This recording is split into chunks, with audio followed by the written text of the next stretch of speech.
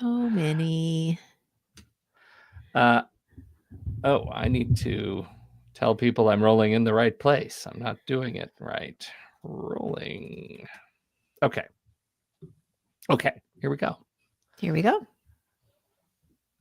Hello, everybody, and welcome to Taking Control, the ADHD podcast on True Story FM. I'm Pete Wright, and right there, look, it's Nikki Kinzer. Hello, everyone. Hello, Pete Wright. Oh, Nikki, here we go. We're starting we a go. new mini-series here. We've got a three-parter, and I'm pretty excited about it because I think we get comments and questions all the time in this area, right? We do, definitely, all the time. So what are we doing? Just give us the preview. Give us two sentences that describe why we're here, what we're doing today. ADHD and relationships. Well, that was just a couple of words. In fact, we're starting a three-part series on ADHD and relationships. And it doesn't just mean intimate partner relationships. We're talking about all kinds of relationships as we go through our little series. And we've got a fantastic guest that we shanghaied in the hallway of the ADHD conference and said, you got to be on our show. And here he is. We're very excited about this. Before we introduce him, however, head over to takecontroladhd.com to get to know us a little bit better. You can listen to the show right there on the website or subscribe to the mailing list, and we'll send you an email each time a new episode is released. You can connect with us on Facebook, Instagram, Pinterest, Blue Sky, at Take Control ADHD, but to really connect with us, join us on the ADHD Discord community. You can find that at takecontroladhd.com/Discord. You will be whisked over to the general invitation and login. If you're looking for something a bit more, particularly if this show has ever touched you or helped you understand your relationship with ADHD in a new way, we invite you to support the show directly through Patreon. Patreon is listener-supported podcasting. With a few bucks a month, you can help guarantee that we continue to grow the show, invest in new features, and continue to grow the community. Visit patreon.com/the ADHD to learn more. Today, we are joined by Jonathan Hassall, an ADHD and executive function coach and director of Connect ADHD Coaching. He's got a background in psychiatric nursing and ADHD research, and he now works internationally, helping individuals and couples navigate ADHD. He's a speaker and author and so much more. He specializes in emotional regulation and executive function, empowering people to embrace their ADHD and build stronger relationships. Jonathan, welcome to the ADHD podcast. Thank you, Pete, and thanks, Nikki, for having me. We're thrilled. We're really thrilled. And I guess we should, in the spirit of kicking off this series, we should start with setting the table for ADHD and relationships. When you are faced with talking with folks about how ADHD impacts relationships, how do you distill? What's the big picture? You know, it's interesting, Pete, because the reason I moved into working in couples work, I mean, I also still see individuals, but the couples work came out of that. Very often a very concerned partner is presenting with their partner with ADHD and saying, you know, fix them. Mm-hmm. Yeah. As we sit there talking, and you know, certainly if you've got ADHD, you've got to get on top of it. There's no two ways about it. And which is what, you know, you two have done a wonderful job for 15 years telling us how to do it. Is that what we're at? Yeah. Well, it's a lot. It's a lot of years. Ballpark. Yeah. We slightly got it yet. So yeah. Oh no. What have we been doing all these years? So but yeah, so and very quickly it becomes apparent that the problem, yes, there's ADHD, but the real problem in the relationship is the fact that we're not adapting to each other. So if you think of a neurotypical couple, and remember years ago there was men are from Mars, women are from Venus type idea, and they talked about the communication challenges in as you know a standard relationship, a heterosexual relationship. And you know we were all a bit amazed back then because I'm so old. I remember it. I do too. I'm right there with you. So but then ADHD, why wouldn't we have the same issues? And in fact, they're magnified. And so where it gets corrosive in a relationship is both partners start making assumptions about the intent of the other because they see behavior that makes them think, wait a minute, there's an intention behind that. You know, for example, if the person with ADHD continues to have problems delivering whatever has been corrected multiple times before, but it's inconsistent. So, and the partner without ADHD can suddenly recognize, wait a minute, when you really want to do it, when something you're excited by, or something that I get upset enough that you feel threatened by, then you can do it, which tells me in the neurotypical world, you're choosing not to do it for me.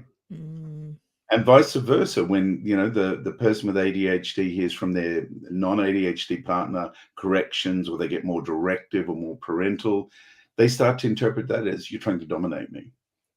You think I'm an idiot. You're criticizing me. Yeah. So, and this is the corrosive beliefs that pop up, and they're error. They're an error. They're myths. They're not right. So if we start from the idea of, we've got a problem with how we're adapting to each other, which always in any relationship starts with, I don't really understand where you're coming from. So if we can get back to that, if we make the focus about understanding rather than about correction or you've got to align with me, then suddenly you see this dawning of awareness on people's faces, and they go, oh my God, I've been saying the absolutely worst thing for you for years. If I did it this other way, we could have had a completely different outcome. Is it made easier if both partners in a relationship live with ADHD in some capacity? Because I mean, some of what you're talking about is like illuminating the invisible, the things that, as you say, are corrosive. And if you have a shared language that is ADHD, does that make it easier? Yeah, and I think it does to a degree, but it's very dependent on how much each partner understands their ADHD. Because remember, there's a lot of us out there who haven't got our heads completely around what ADHD means for us. So, and the other thing too is that even with both people living with ADHD, you'll find that one partner usually is the one that's functioning at that point, and the other one's not. So one tends to take the neurotypical role in a sense, and still can struggle with, well, why aren't you doing it? Because maybe they've conquered that part of their ADHD. Maybe their time in ADHD is not an issue, but their other partner still struggles with it. So it's better, but it's still challenging. Yeah. Then you have the, well, I did it, why can't you kind of shame spiral, right? Yeah, and I read this. You need to read this. And oh yeah. Oh, this is helping me. This will help you. Yeah. Have you ever heard of this specialist or this protocol? Yeah. That I think that can be a really subversive, like we talk about the invisible corrosive factors. That can be a really subversive kind of passive aggressive way to communicate about ADHD. And from the perspective of, setting up a complex organism of a relationship on the best foot, and in your words, creating a new foundation of relationships where ADHD is a factor, but doesn't have to be a debilitating one.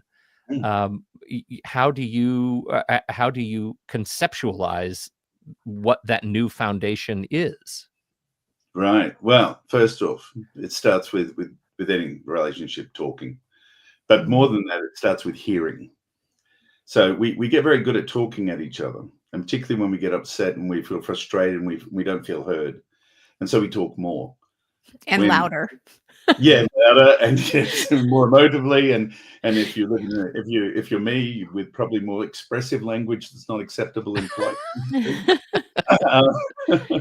But that's not the issue. The issue is the first part. I'm not feeling heard. That's why I'm yelling. So if I stop and think, well, hang on, am I hearing them? And if we start with this, and my analogy I like is, here in Australia, you would have something similar in the US. We have a thing called the SES, which are like volunteer rescue people, and we have a lot of empty country here.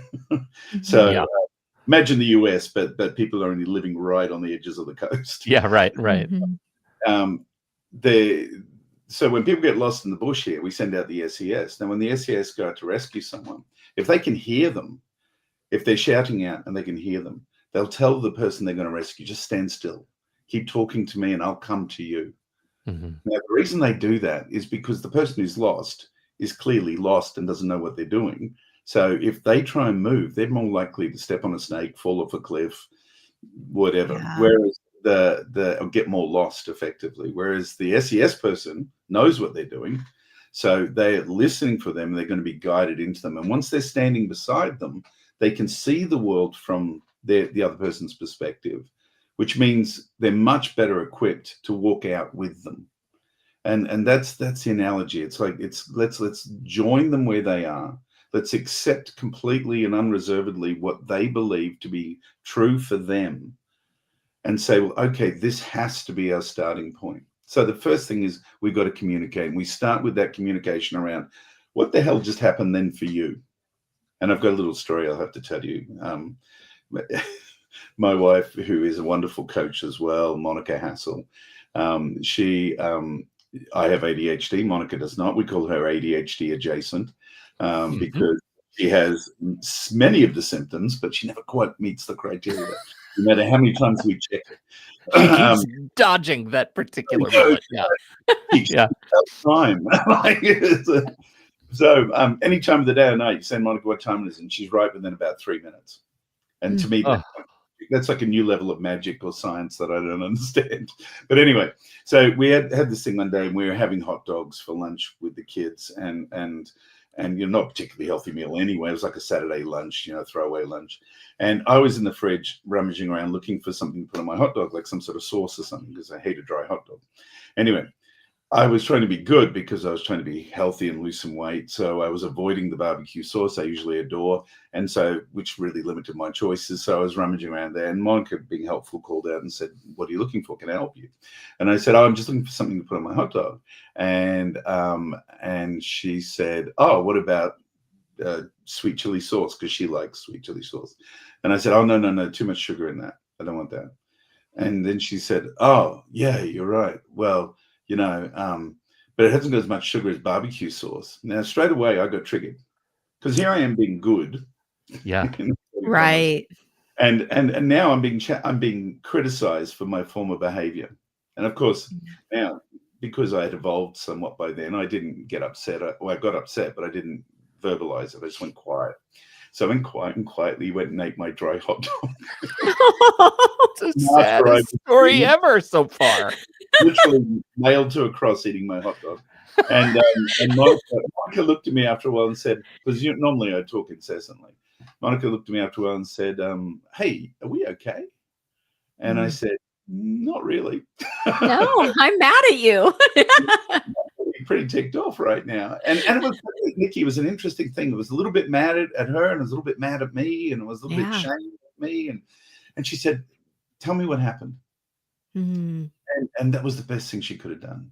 So I explained and said, I felt like I was doing a good thing. And she went, "Oh my God, I'm so sorry." So she did this wonderful thing. She acknowledged my pain, even though she didn't mean to do it. And in any logical setting, it wouldn't have been attributed to her.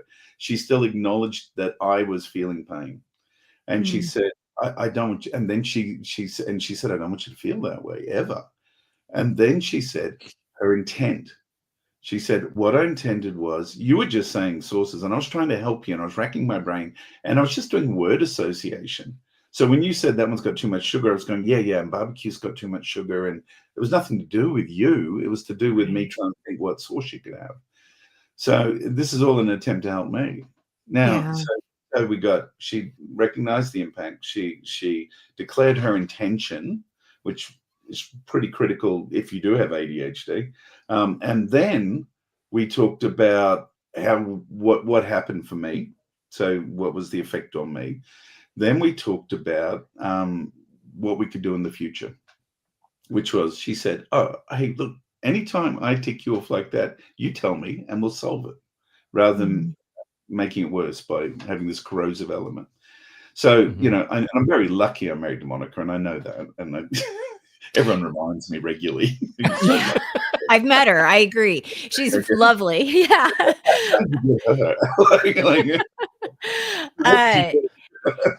I have a question though, because the way that played out is beautiful and ideal, right? And you're also, I mean, you can tell that there's a lot of love there and compassion.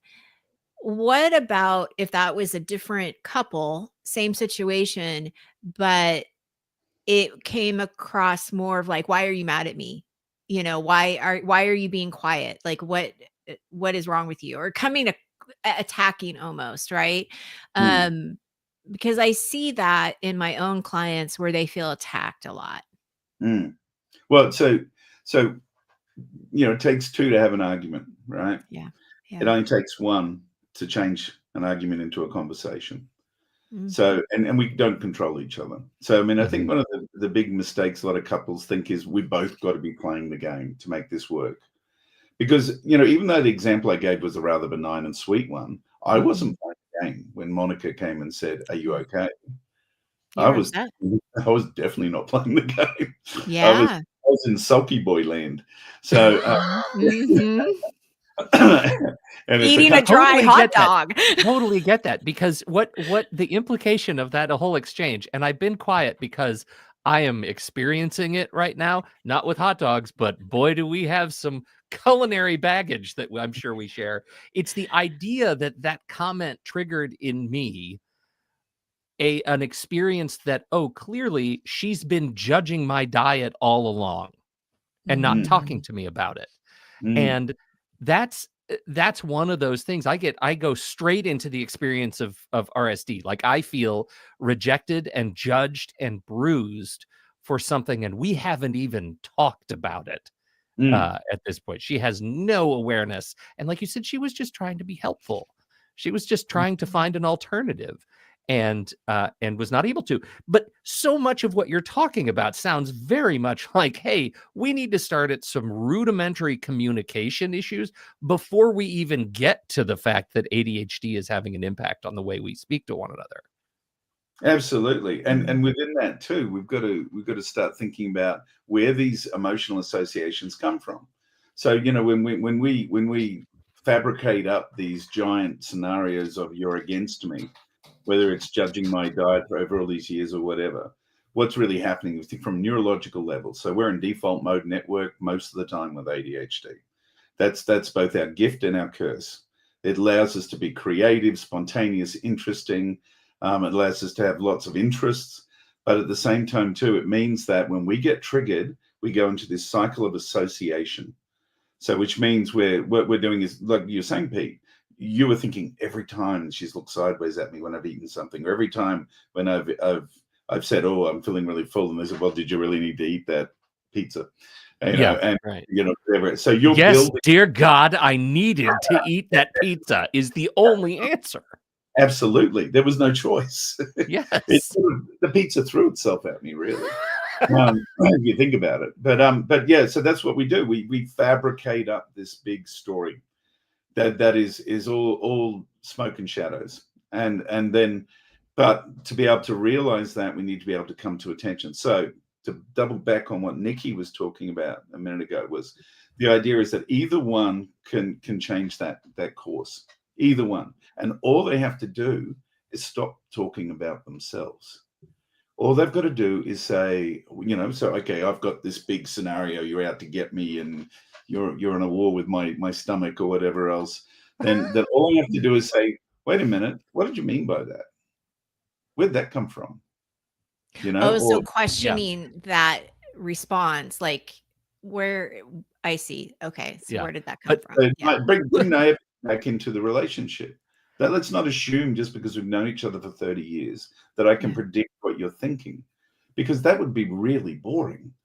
Yet we do Yeah, that all true. the time. Instead, Yeah. if you come back in with the naivety of hey, okay, what was that about? What do you mean by that? And then genuinely being about, I just want to understand.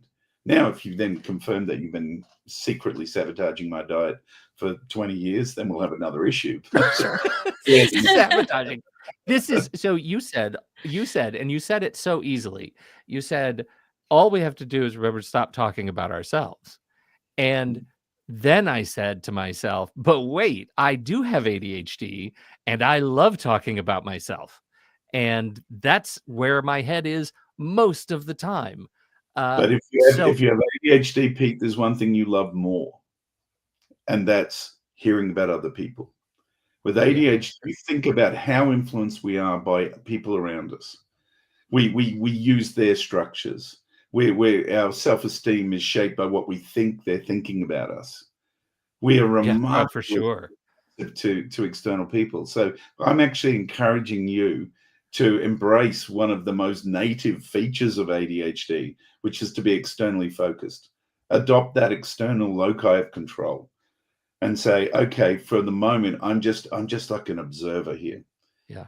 And just to add to that, what I encourage people, even if the complaint is about you, there's this really cool thing that happens. And I don't know whether it's from my psych background or whatever, but if someone starts telling the problem and I'm really affiliating with them, I'm really hearing them, I'm really acknowledging I'm not challenging anything, it can be about me and it feels like it's about this other person.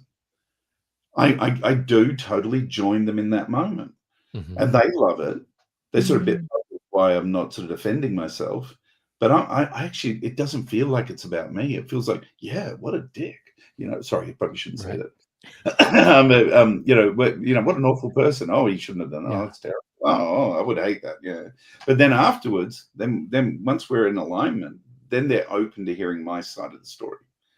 Mhm. Yeah, that's a good point. And the raw nerve aspect of living with ADHD is that also we tend to be pretty empathetic and Mm, and do feel others' experience and pain and frustration with mm, some affinity. For mm. sure. Interesting. So, and so to get to there, we've got to have a coming together, and we have to be able to sit down and allow each other to say what they believe is going on for them. And in good classic psych talk, you only ever talk about your own feelings, and you only own your own feelings. You don't project anything onto anyone else. So you keep it in your camp. You talk about yourself to the other one, and I call it connect time, but it's actually, you probably heard of the talking stick, or I've got the conch shell type thing. Yeah, sure. And it's just the full version of that, which is, as a speaker, you have a responsibility to modify your language until you feel understood by the listener, which means if you've said the same thing 10 times, then you're missing the point. You need to make sure that you're aware of your listener, you're aware how they're processing the information, the way they process information, and you're adapting to them. As a listener, you have a responsibility to keep actively listening without agenda until the speaker feels understood. So you can, all the good listening techniques. So you can summarize, you can ask probing questions, you'll make clarifying statements. But at the end of the day, none of your stuff comes in. So no solving, no, but you didn't understand this bit. No, oh no, you're wrong about that. I know the fact is true over here. None of that. Now, if you could do that, and this is what I say to couples, do that every day for 5-10 minutes. Make it about the weather. Like, how do you feel about the weather today, honey? Mhm.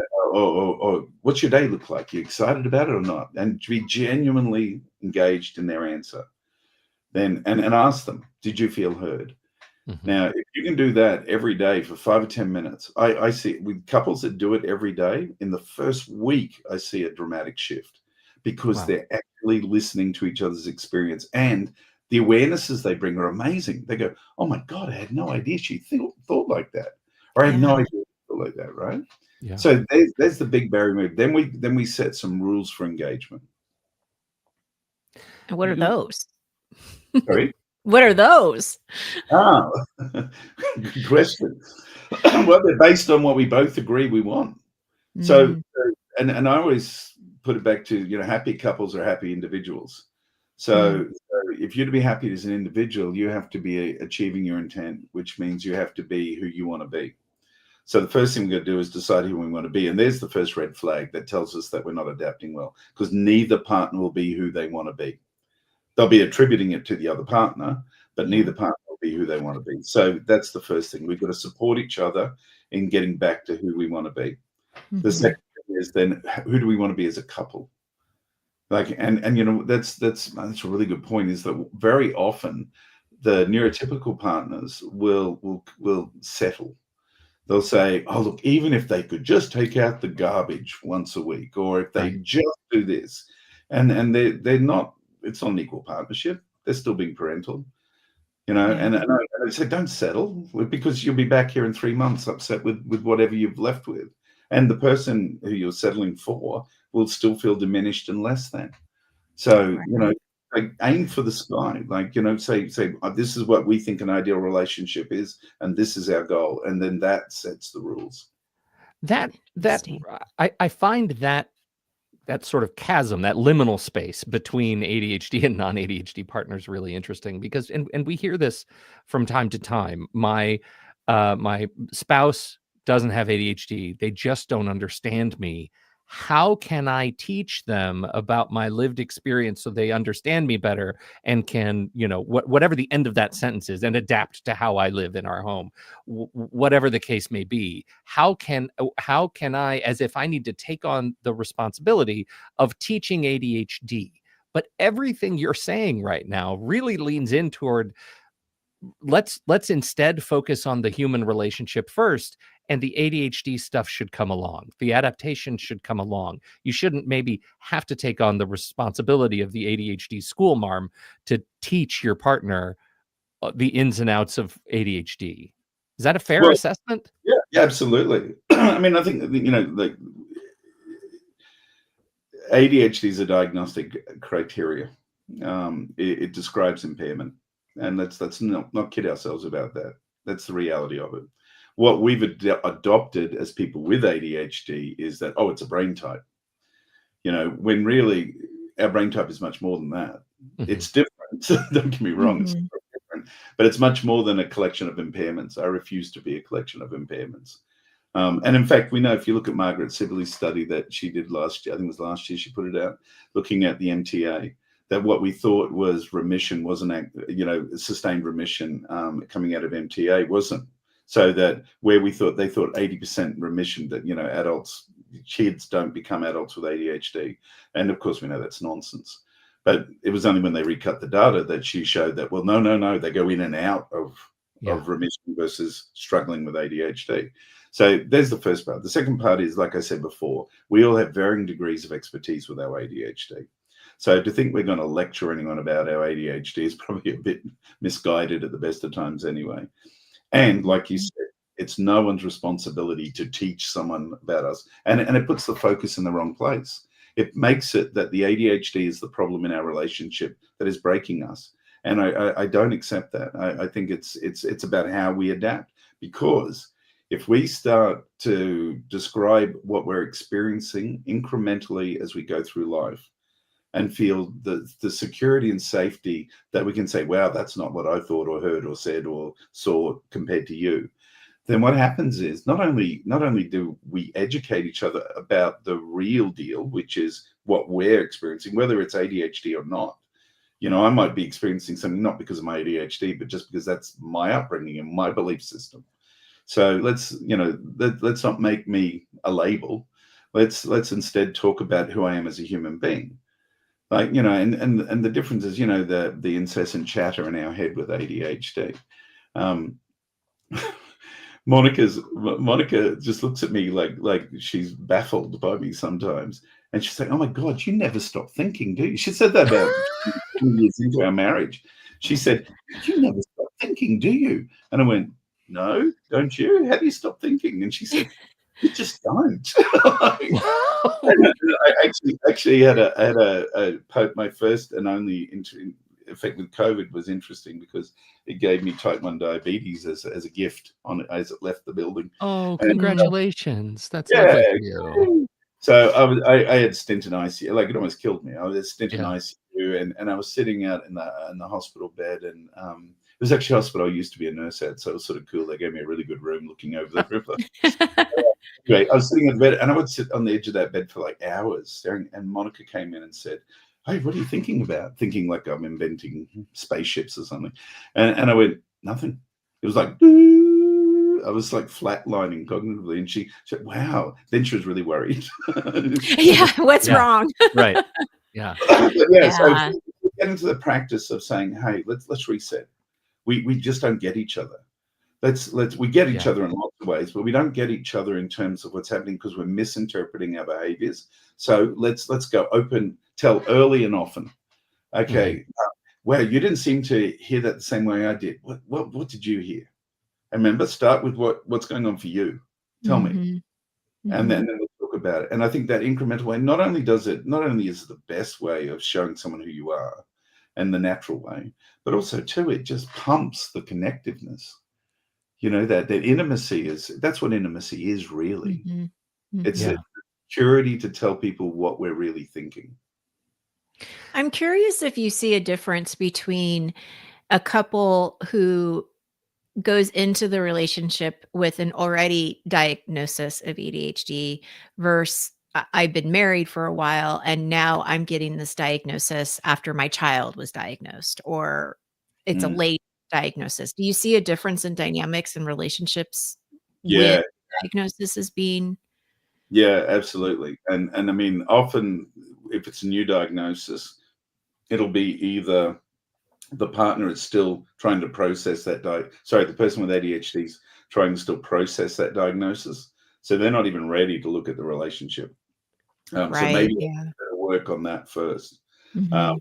And the partner can be involved in that, but the focus has got to be. I'm always, in coaching, it's always critical that you make clear who is the client. And it doesn't matter who's in the room. I'll tell everyone in the room who my client is. And so they're my person. So everyone else is Yeah. just a spectator at that point. But if I coach a couple, they're both my clients. So they're both my people. So Right. there's that aspect. The other aspect too of the new diagnosis is, the person being dragged into the session. The neurotypical partner says, no, you're coming to this session. And they're not even fully accepting of their diagnosis yet. Mhm. The people who were diagnosed before, they usually fall into two camps. One, that they sort of have a reasonable understanding of their ADHD, but it's pure relationship stuff. The other one is that, like a lot of people, they grew up, they got diagnosed as a kid, their parents took care of everything. They're now an adult. It sort of has been almost like handed over to their partner, and they still don't know enough about their ADHD, and they sort of needs like a whole reset. Mhm. Mhm. It's so much of that dynamic is, and I'm stepping back just a minute because I'm perseverating on it, is this idea that we use I'll speak for myself, that when I'm at my worst, I use ADHD as I use my partner's lack of understanding of ADHD, which is not, I mean, my partner understands ADHD very, very well. She's quite adept. But I use that as a way to excuse some infraction, some perceived infraction. And let me teach you about my ADHD because clearly you don't understand why I'm late, or why I, forgot to get avocados on the way home, or why I didn't read all the text messages that I got in the text chain. And uh, none of that actually addresses any of the real issue of how we feel when we are talking to one another. It's just a vehicle to excuse past infraction. And Absolutely. that's the eye-opening piece for me right now. That's the new language for me. Yeah. Well, I mean, my partner Monica, I'm talking about Monica a lot today, but Yeah. Monica wrote a fantastic article a few years ago with Barbara Hunter called "The Fourth F," and it was about fibbing, lying, Mhm. and how we tend to lie reactively and defensively with ADHD, and it's often misconstrued as a manipulative, gaslighting type behavior. Mhm. When someone said someone with ADHD gaslights, I said, "You kidding? How could they remember the story or the agenda like 10 minutes later?" Like, I wouldn't. Oh. Yeah. I would burn fast. I'd be like, "Hang on, did I use an Indian accent then or not?" So, Yeah. Monica wrote this article about that. It's been reprinted several times in Attention, I think, because it's a great article. And what you're talking about, Pete, is the adult evolution of that. Here you are, an articulate, cultured, educated man. So now you've gotten very good at rationalizing, but in a different way. You don't have to Yeah. rationalize with a fabrication. You can rationalize with, I'm going to use my ADHD powers and I'm going to, which is my knowledge. And again, it comes back to, you're right, it doesn't solve anything. It just makes your partner feel like you're not owning it.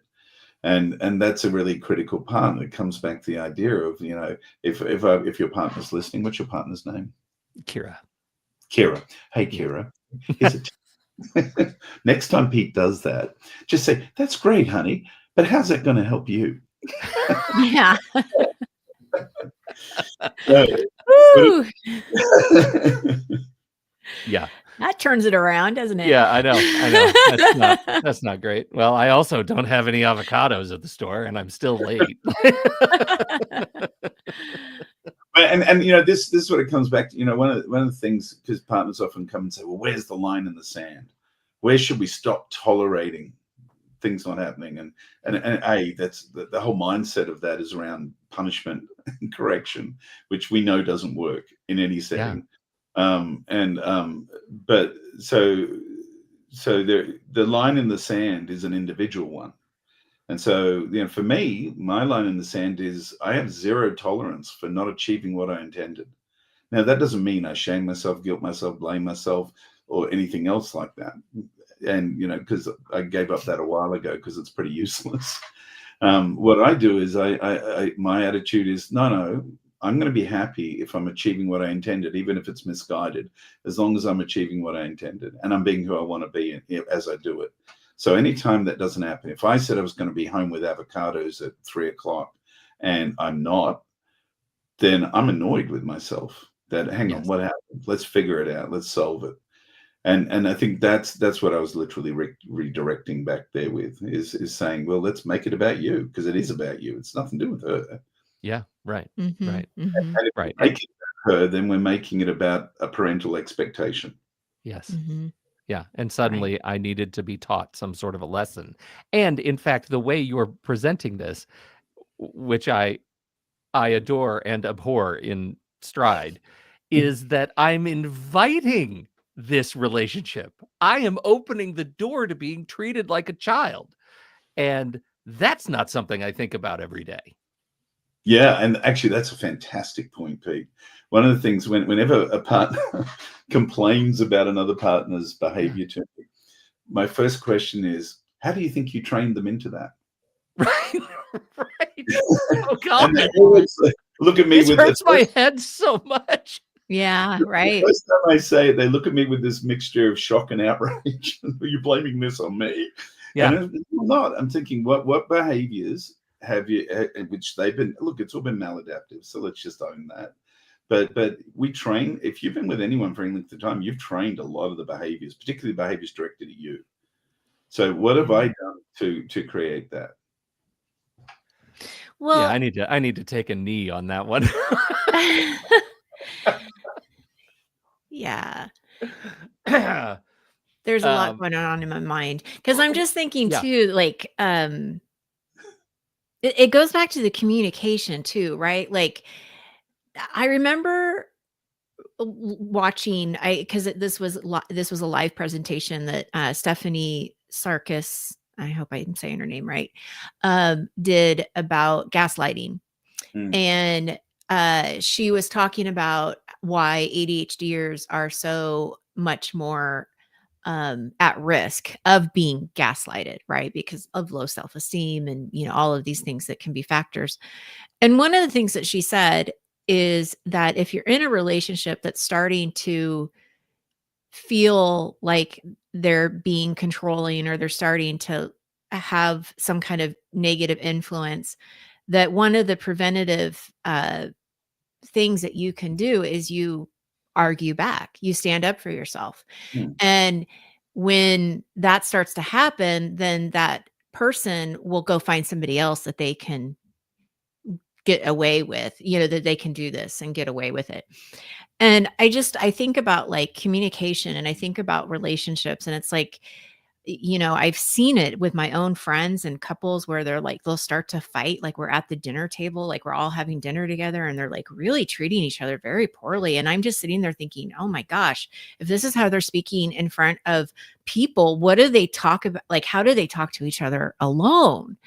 And so I'm just so curious about, like, that communication piece, whether you have ADHD or not, like that underlying respect that you have for your partner, when that starts to like go away, like, I don't know, Jonathan, help. I'm not sure what if I'm asking a question No, here or, well, but there's probably a few little gems in there, I think, Nikki. Like, I think the idea of let's start with the end, respect.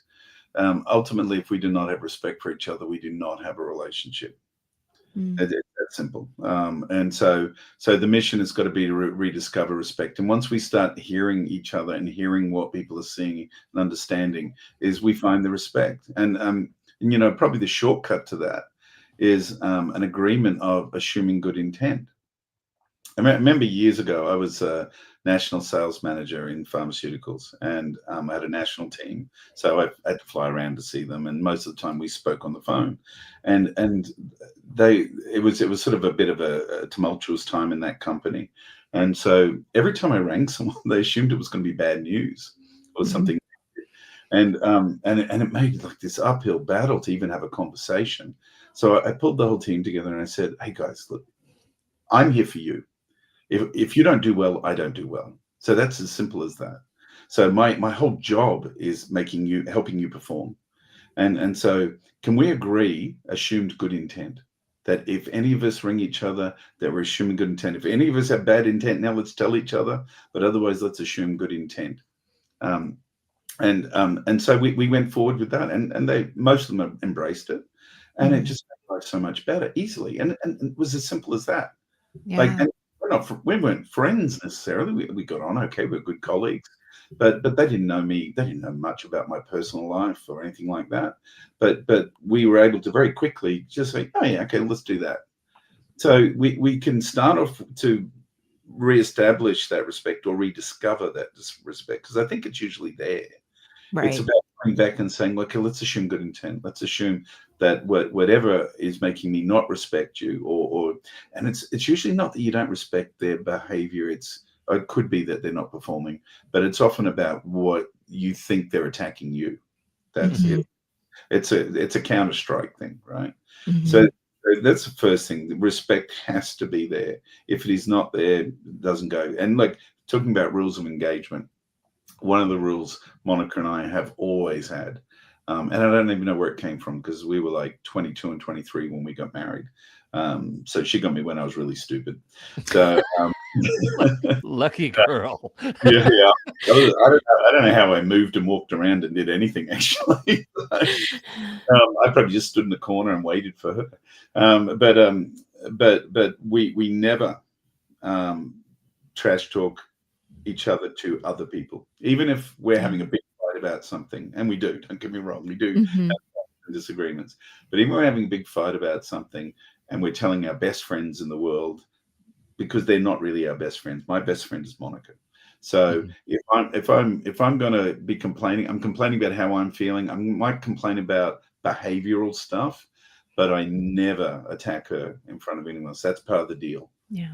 I've always got her back. And if someone came up to me and said, "Monica did this terrible thing," my first response would always be, "I don't think so. Tell me what's bothering you." You know. The second thing is we don't call each other names ever. Never have, never will. Even sort of, and I like playing with words and making up little funny nicknames and stuff, but never anything disrespectful in that. That's always the deal. And relatively recently in our marriage, I like swearing. It's fun, and I love language, and I love playing with language like that. And I am Australian, so we have less limiters on us in terms of language. So but she said to me one day, "Hey," we were having an argument about something. She said, "Hey, don't swear at me." And I said, "I wasn't swearing at you. I was just being expressive and getting across and emotional." And she said, "Yeah, do you swear at any of your clients?" And I said, "No." She said, "Well, don't swear at me, because when you're swearing and you're looking at me, you're swearing at me." Yeah, and that's not swearing adjacent. That's swearing at me. Yeah. Right. Yeah. So that was a correction we built into the relationship. So, and I think they're wonderful signs of respect. Right. can talk about, like, Melissa Orloff talks about intimate conflict, which I think is a really brilliant idea. A concept is the idea of how do we be upset with each other and at war, but keep things friendly and polite and safe. Like, we're not going to use mustard gas, sort of thing. And what's the other thing you raised? Oh, the gaslighting. Yeah, boundaries. The reason ADHD people can get rolled, and it's like the doubt.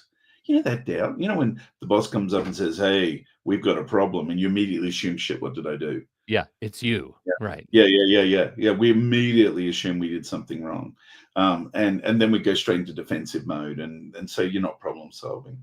So I think the boundaries part is really important, and just like Monica set a boundary in that example with language with me, I think we've got to be able to set our boundaries with others, and we have to, like you said, Nikki, we got to work on our self-esteem because we were trained into this poor self-esteem. Right.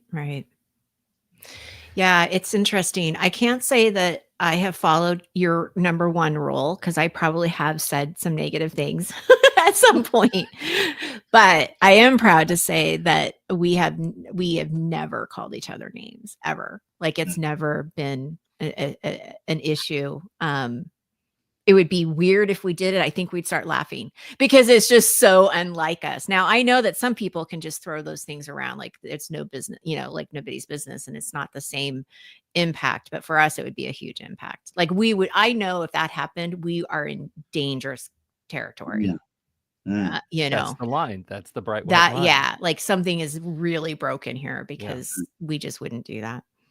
But I think that it's going back to what are the boundaries? What are the rules of the relationship? What are you willing to, there's something that Kim Holderness and Penn Holderness, they were on our show last year, and there was a situation where he had forgotten he lost his keys, and she had to drive 2 hours to the beach to give him his keys. And as soon as she gets out of the car, she sees his keys on top of his truck. Shit. Yeah. What I can associate with that. Yeah. And I'm asking her, I'm like, how did you not lose it? Like, because here you've taken 2 hours of your time to do this. Here they are. And she said, and I thought this was really interesting. She said, I could tell by the look of his face that there was nothing I could say that would give him more shame or more embarrassment or frustration that he felt at that moment.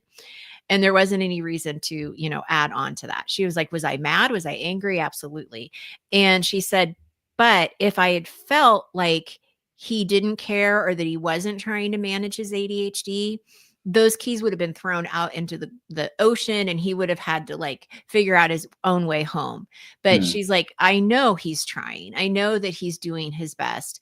And I think there's something about that too, is that, having that grace and understanding that the intention, and maybe it goes back to the intention, is I'm not trying to make you mad. I'm not trying to hurt you. Like, and remembering that, because, a lot of people would have thrown the keys out in the ocean anyway. Right.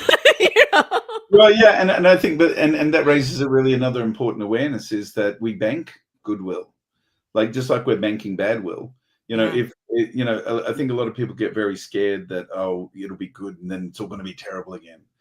All we have to do is recall the goodwill. Now, obviously, and I remember Penn at the conference last year. Well, that man has energy. Yes, he does. I'm pretty sure he leapt from the floor onto the stage in one single leap. He did that. That there may have been a cape involved. I don't know, but there was something. So, yeah, he was. It was. I must be living under a rock because I wasn't really aware of the family and their fame. And but watching those clips and hearing him talk, I thought, yeah. There's goodwill. There's goodwill in the bank there, and that respect, and that goodwill, and that ability to be able for her to be able to use theory of mind to imagine what he was experiencing. Mm-hmm. And you don't do that if you're at war. Or you shut down. You don't care what they're feeling, right? Yeah.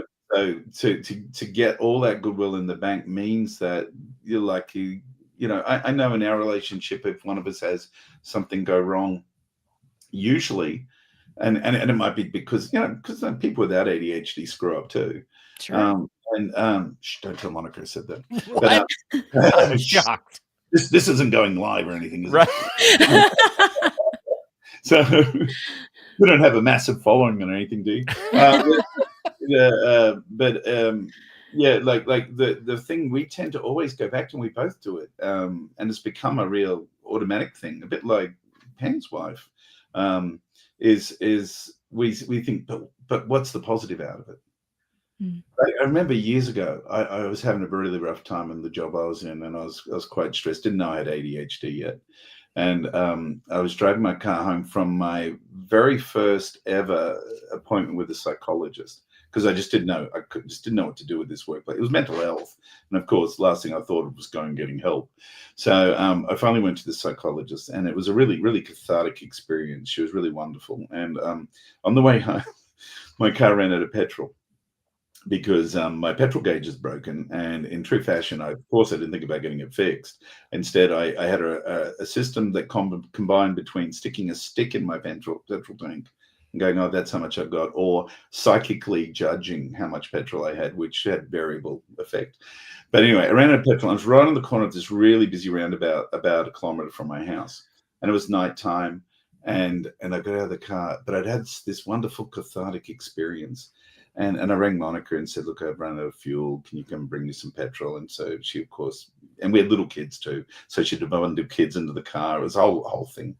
And we're standing there, and I was beating myself up. But then, one moment, just because I had, so she said, use this time.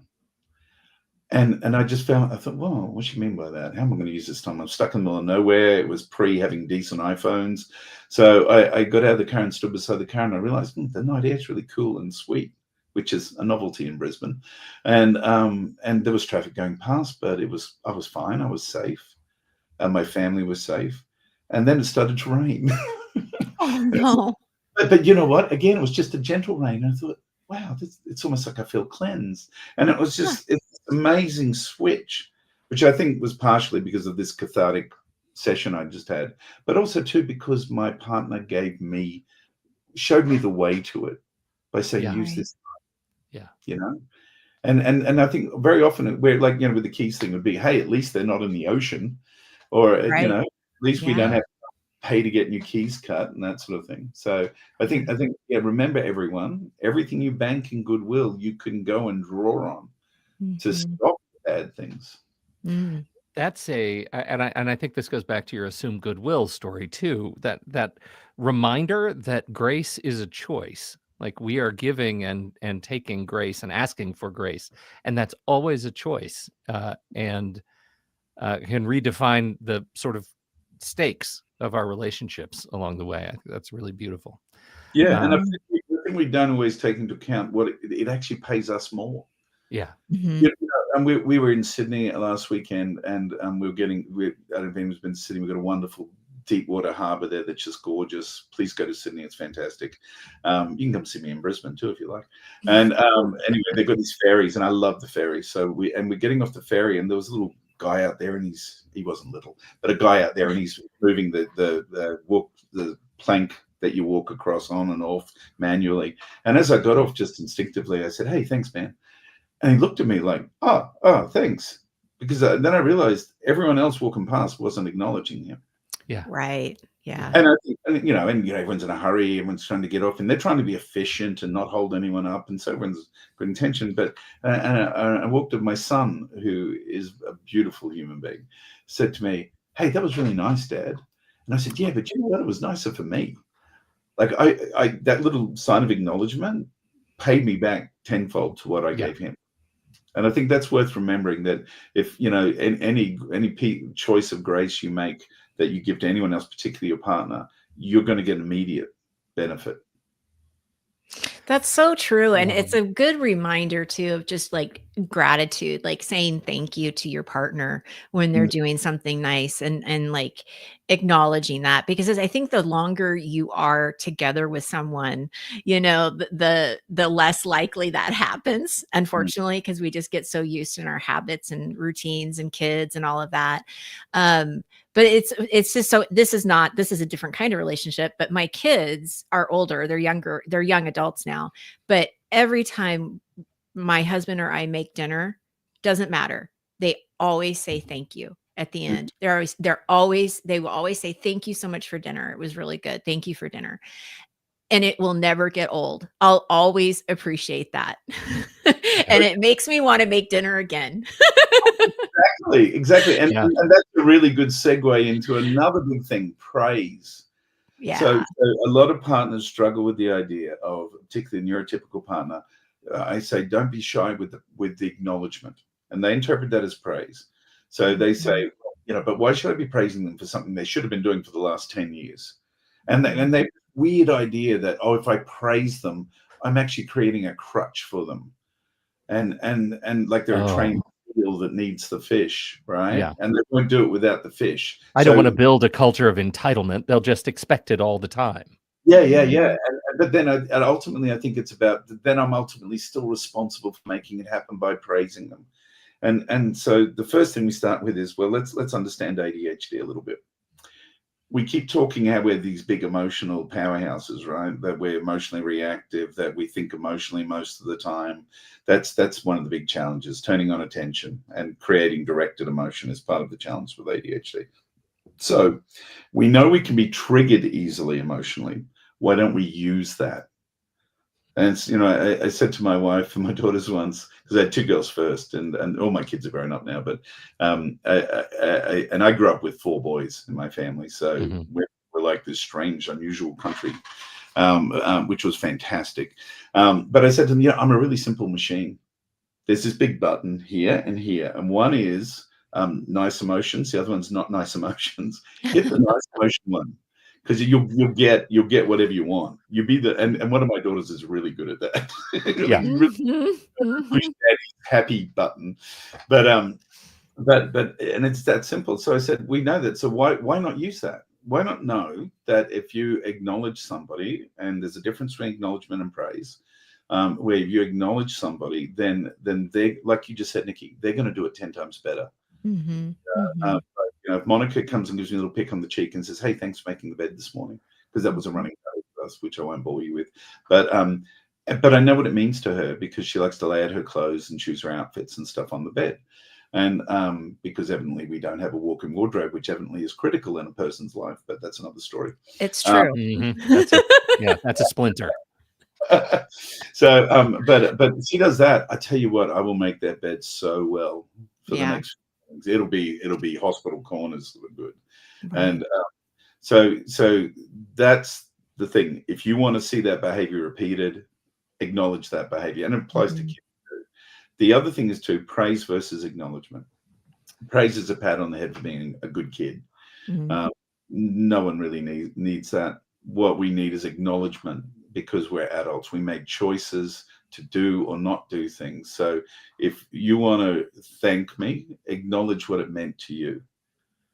So that was a great dinner, Dad. I love what you did with the fish. Or you have to show me how you did that. Or thanks for making the bed. It made my life easier this morning. Or picking me up. It saved me an hour getting back from uni. And that sort of thing.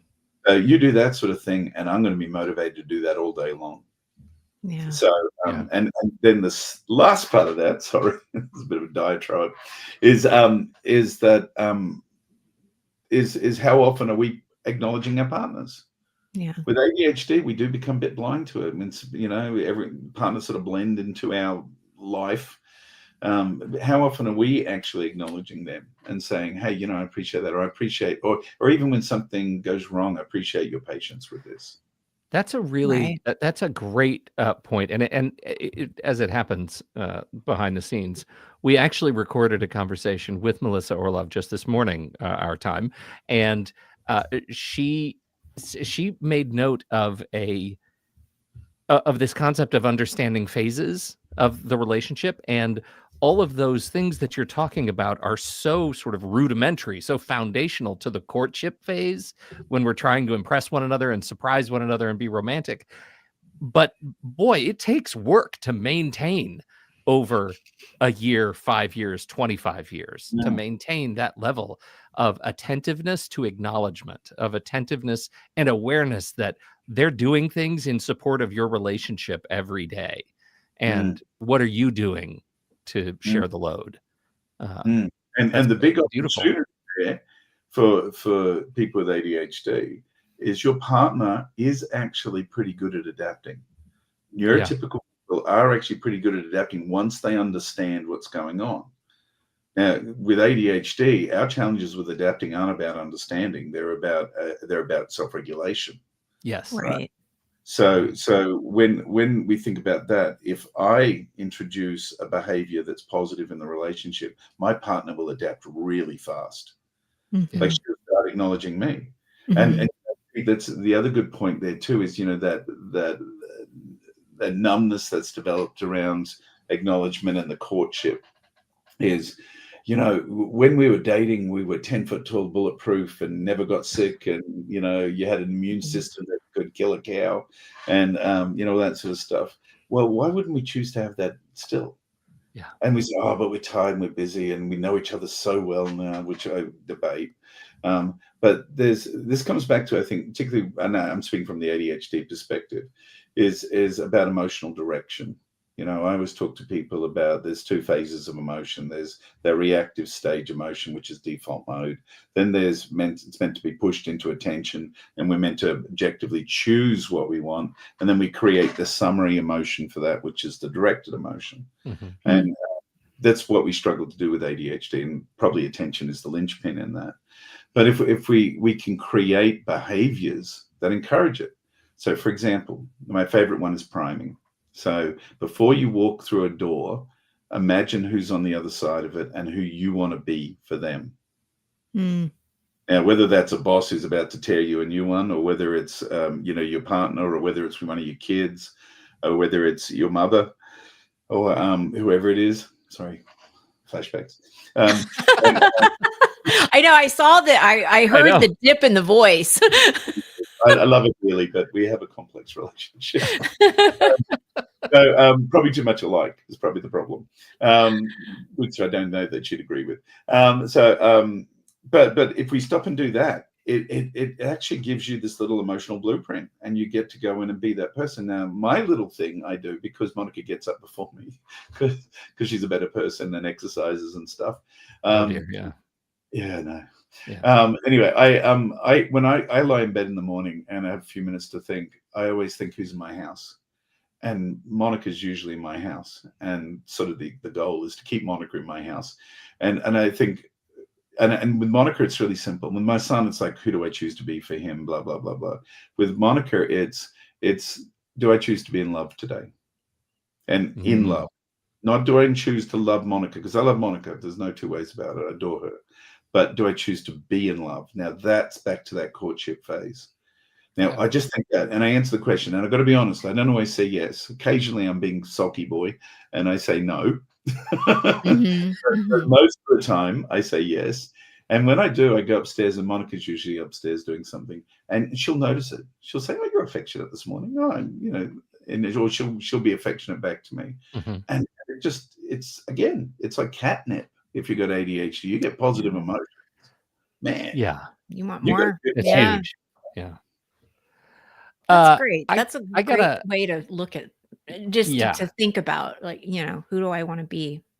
I Mm. need to How do I throw a wanna flag on feel? the field here, because I am worried that we could talk for hours, and I our know. audience has ADHD, and so I worry that they're not gonna get to the meat of it if we go too much longer. But Jonathan, you're fantastic, man. Can we make this not a one and done? Will you come back and Oh, talk to for us some sure, more? for sure. You guys are great.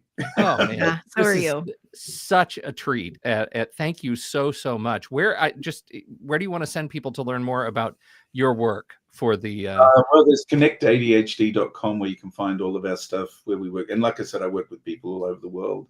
Sure. You can make the time zones work. We've also got, I've got a book out that I put out about a year ago called Decoding Doing, which is about procrastination and ADHD, that I wrote with a clinical psychologist friend of mine, Okay. Madeline O'Reilly, who's wonderful.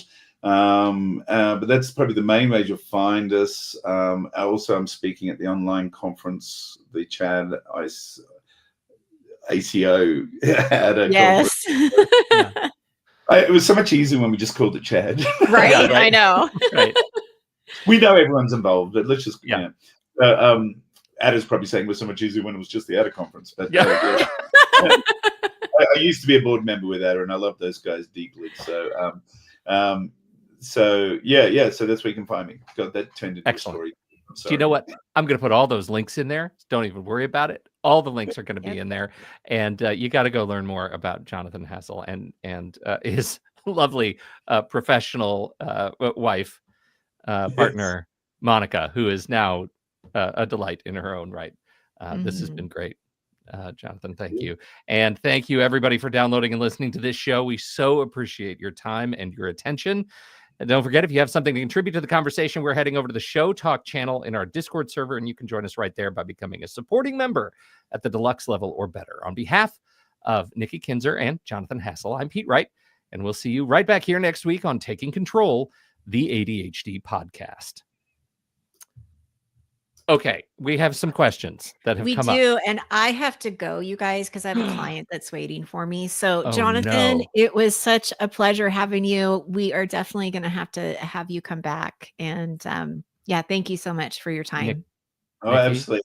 Thank you too, before you go, Nikki, for this wonderful work you do. Like that is, ADHD sticking 15 years at delivering this sort of quality is really, really rare. So thank you.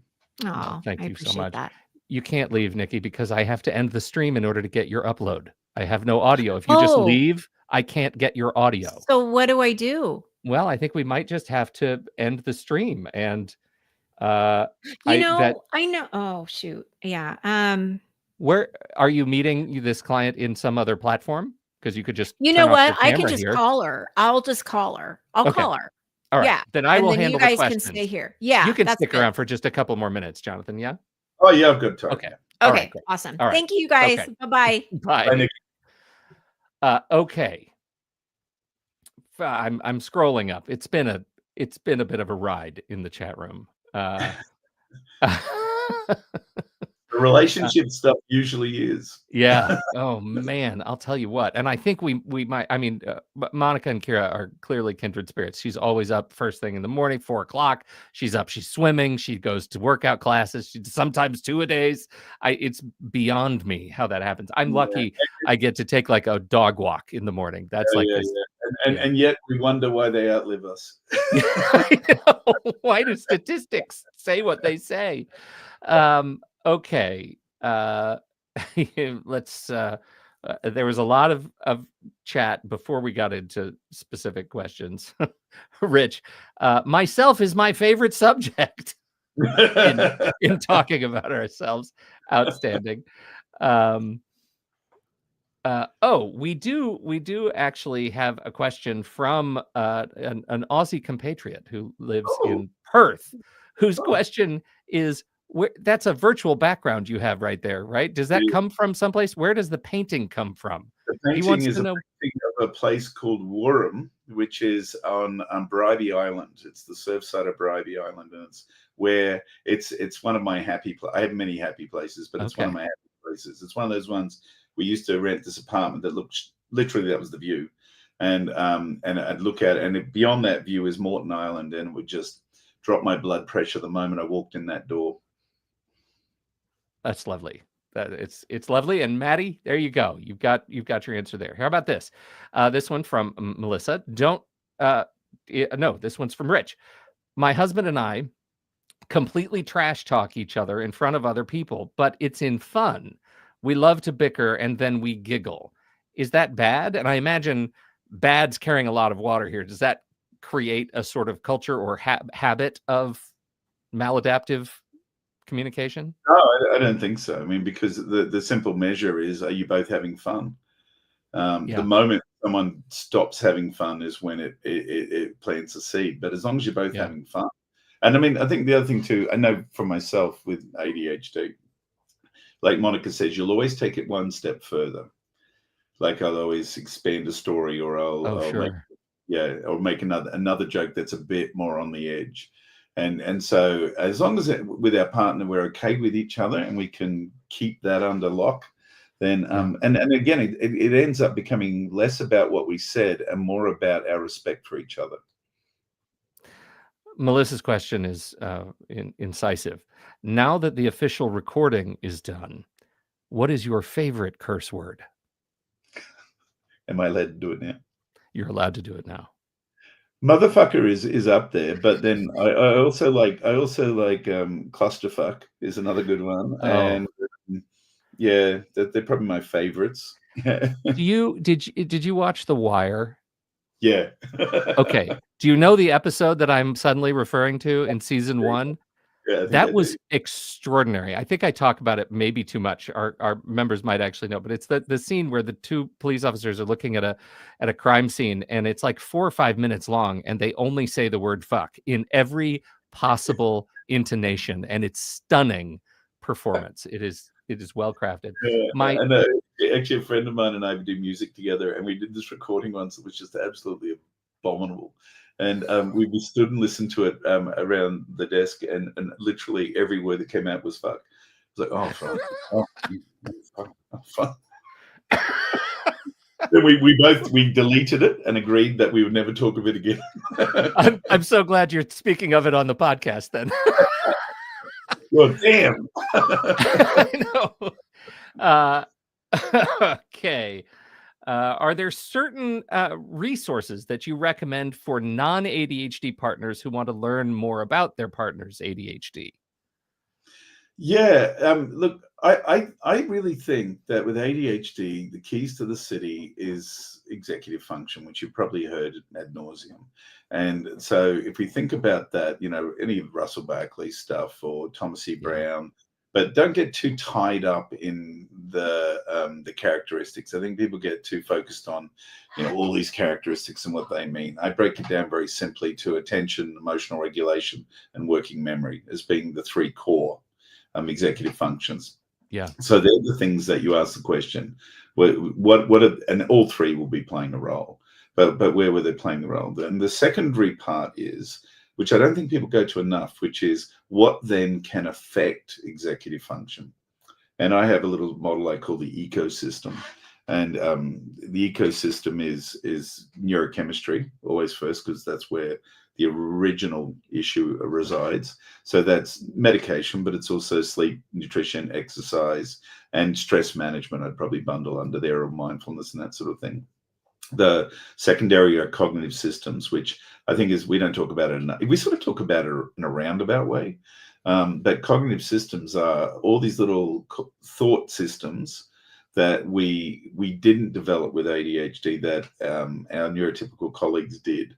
And they did intuitively. And it's usually why advice from a neurotypical person to an ADHD person doesn't work. Because they'll say, oh, just put it in the diary or in the calendar, and it would, okay, yeah, sure, I can put it in the calendar, and logically I can write in a calendar, but they don't tell you how to use a calendar. Right. Even though intellectually we know what a calendar is, with ADHD, it's the knowing versus the doing, right? And then the third area is environment. That literally turning off the TV that's blaring in the background can completely change a conversation with someone with ADHD. So they would be the 2 ones. So Barkley and Brown would be my go-tos for executive function, but look for a more concise one, or go to my website. I have tons of stuff on there. All of my clients get like a little 4-video primer where I break it down, and particularly those 3 of the characteristics. Excellent.